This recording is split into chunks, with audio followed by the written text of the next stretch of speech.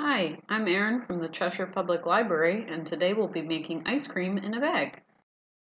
To start, we'll need a couple ingredients: vanilla extract, milk, salt, sugar, ice, measuring cups, and 2 Ziploc bags. First, we'll start out with half a cup of salt. Fill your large Ziploc bag with ice, and then add the half cup of salt to the ice and mix it up. Now let's start our ice cream mix. We're going to start with 1 cup of milk, then 1 tablespoon of sugar, and half a tablespoon of vanilla. Get your smaller Ziploc bag ready.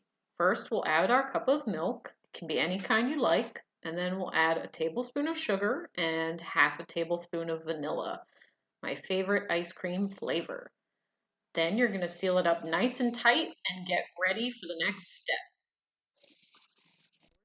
This is when we combine the bags. Now I'm sure you're thinking, how does this make ice cream? Let me explain. The salt added to the ice lowers the melting point just like it does when we add salt to the roads in winter. In order for the ice to melt, however, it has to absorb heat from its surrounding. The ice pulls the heat away from the ice cream to melt, which allows the ice cream to freeze. Make sure your bags are sealed nice and tight and then get shaking.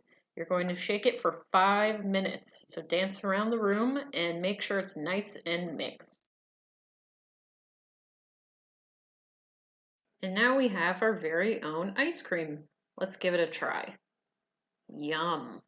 Thanks for watching. You can ask a question in the comments below and follow us on Facebook or subscribe to our YouTube channel to see the latest videos from the library. Stay safe and be well.